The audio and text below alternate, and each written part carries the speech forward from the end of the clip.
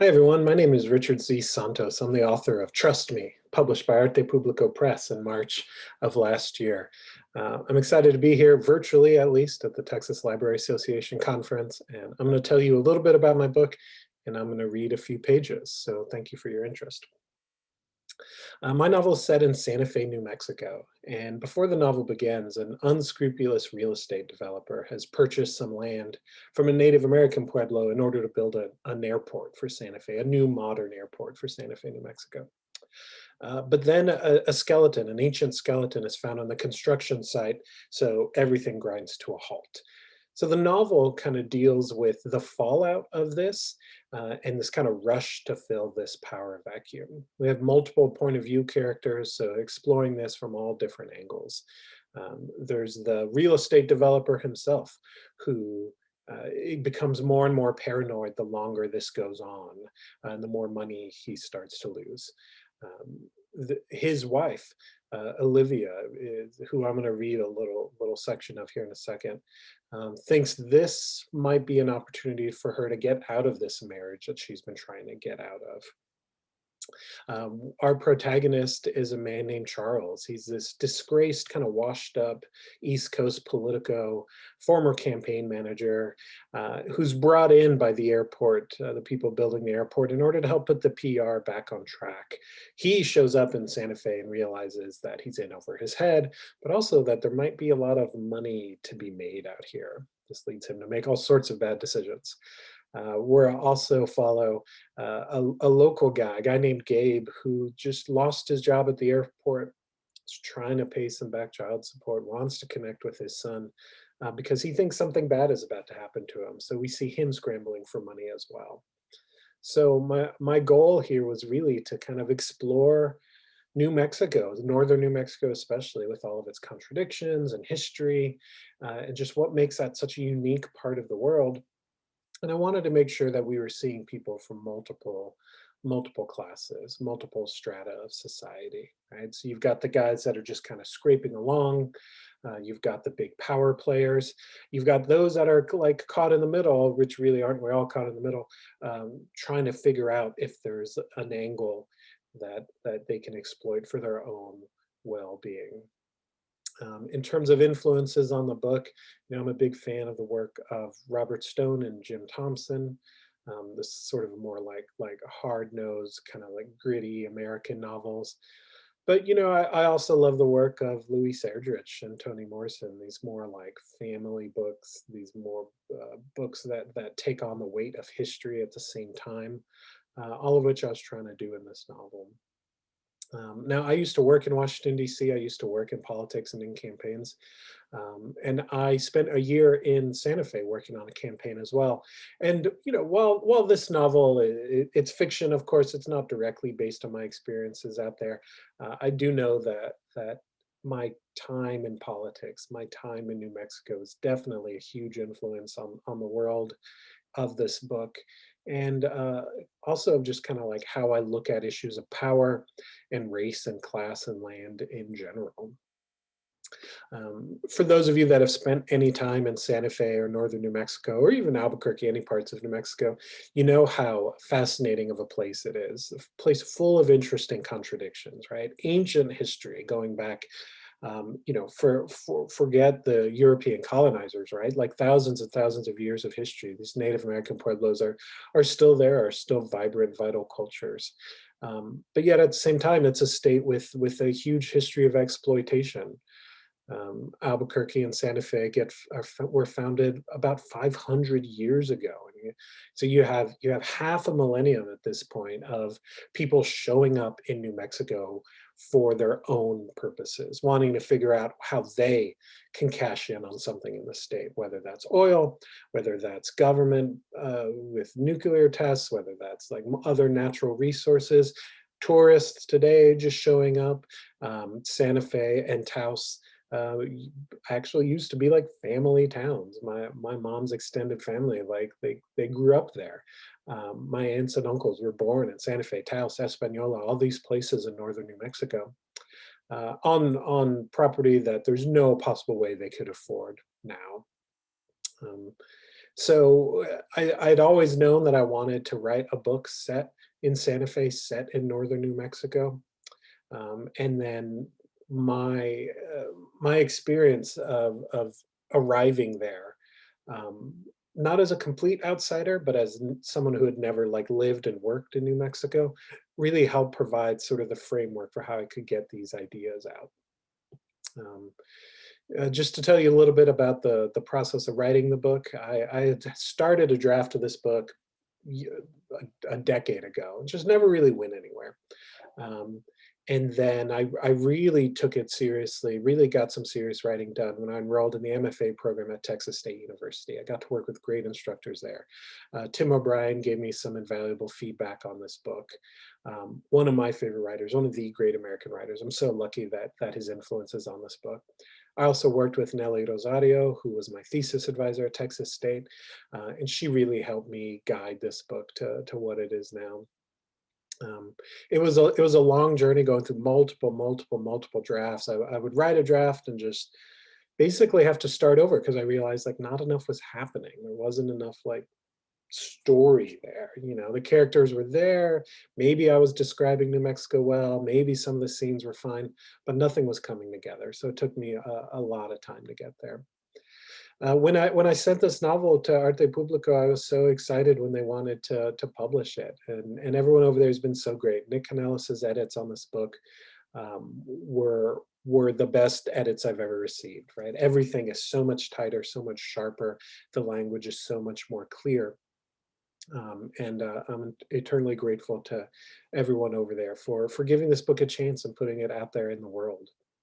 Um, and I think I'm going to read a couple different sections. Like I said, we have multiple point of view characters, and I'm going to read the introductions for the kind of main three. There's Charles, the East Coast guy who shows up in Santa Fe, confident that he has the city figured out, confident that he'll be able to just like make some money, restart his career, and get out. Um, doesn't work that way for him. We're also going to hear from Gabe Luna, who's the construction worker who loses his job on the airport and goes into crisis. And then finally, we'll hear from Olivia Branch, who is a New Mexico native but is married to this real estate developer, and she's looking for a way out. Charles O'Connell avoided his wife's hopeful, excited gaze. Addie walked towards him, a small drink coffee in her hand. That was quick, she said. Is quick good? Charles swung his eyes towards her, then to the rental car. A year ago, they had been pricing new hybrids. Now he was paying for a Matchbox car by the hour and was embarrassed by the company's logos plastered on the windshields. His mother worked in the bank's original red brick building. She'd claimed it instilled confidence if the bank president was in sight. Whether this confidence was meant to be instilled in the customers, the employees, or maybe his mother herself, Charles never knew. Addie had taken a rare afternoon off, and they were going to celebrate his loan with a few drinks before he left Washington. After months of searching and a wallet full of maxed out credit cards, he had a job. All he needed was a little cash to keep him floating his first week in Santa Fe. Of course his mother would help him out, no question. Addie slammed her door. Tell me she did not turn you down. He put the car in gear but left his foot on the brake. She smiled while doing it.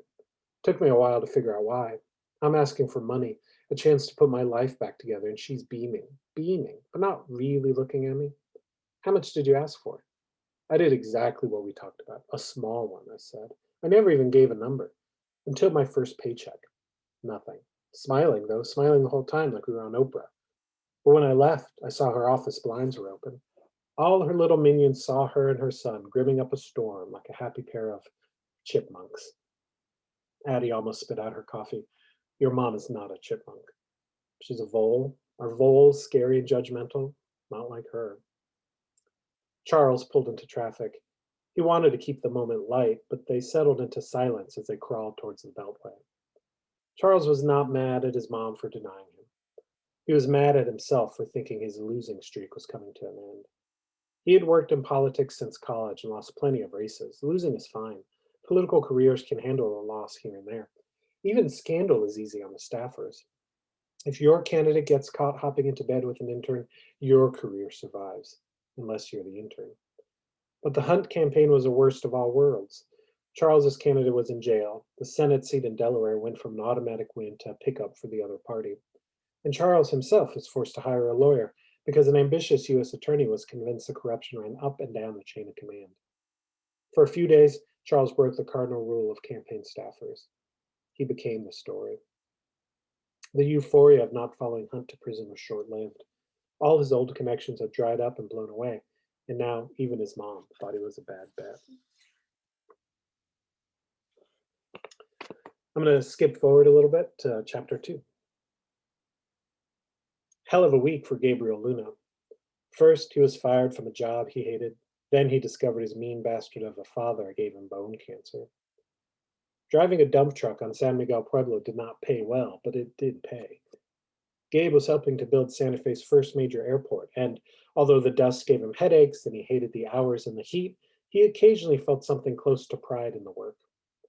Then a bulldozer dug up a skeleton where there was not supposed to be a skeleton, and the whole site went to shit. A man with shiny shoes climbed onto the bed of a truck and, with shaking hands clasped in front of his mouth, sent everyone home. Gabe and the other laborers were given vague corporate assurances that the site would reopen after a swift investigation into the origin of the artifacts. He wasn't holding his breath. Holding his breath might be better than letting the bone cancer tunnel through his body. The same cancer had worn his father down to nothing but pain and sweat. Gabe would not go out that way. The diagnosis came from Shaman Jeff, whom Gabe called Jefe.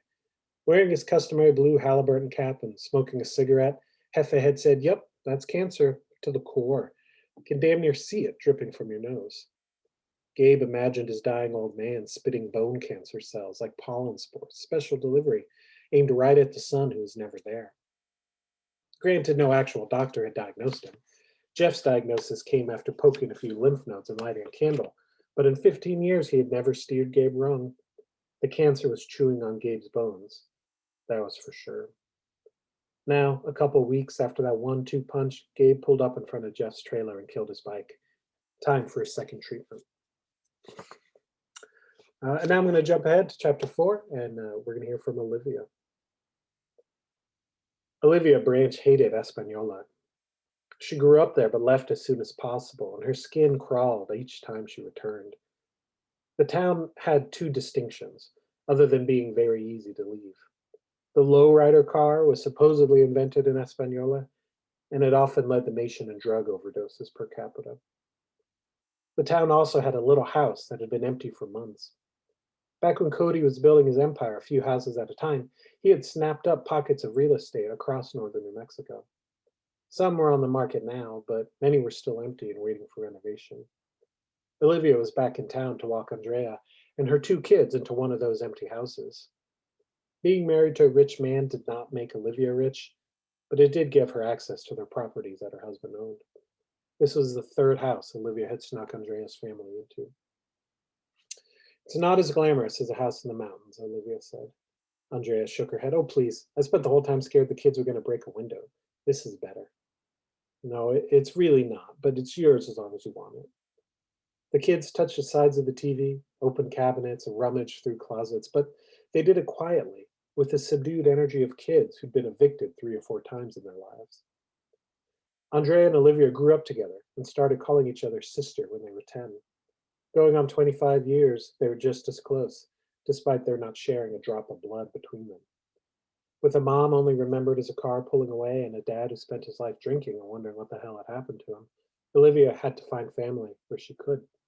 Yet no amount of bond, familial or otherwise, would diminish her husband's wrath if he found out what she was doing. "I've said thank you so many times it doesn't mean anything anymore." No, Olivia said. I can't do much, but I can do this." Andrea's hair was still growing back, but had been stuck in a stubborn phase for a couple months. The treatments were over for now, but the bills never stopped coming. She ran her fingers through the few inches of growth, curly and soft as a baby's. "I've got to get these kids back in school." "I'm sure the lessons you've been doing with them have helped." Andrea shook her head. "My mom was a teacher, not me." Olivia had gone shopping the day before, so the kitchen was already stocked. She helped Andrea unload their few boxes. Andrea seemed so tired, but this time Olivia knew it was the moving, the uncertainty. not the cancer. This is temporary, Olivia said. You don't need to remind me. No, I mean it. This is going to be the last house. I'm really close to finding a way out. Don't stay with him for us, girl. Walk away when you need to. We'll be fine. Wait too long, you won't get what you want. We're all going to get what we need. One of the little girls, Ellie, only 5 years old, ran by and Olivia scooped her up. All of us, Olivia said and tickled the girl. Ellie squealed with delight and more than a touch of fear. Be careful, Andrea said. She's not used to that. Olivia swung the child down as if she were dropping her. Oh no, Olivia said, and then smiled as she held fast. Oh no, again and again. Well, that's it for me. Thank you for listening to me talk about Trust Me. My name is Richard Z. Santos. You can find me on Twitter. You can check out my website. Please reach out if you have any questions, and happy reading. Thanks again.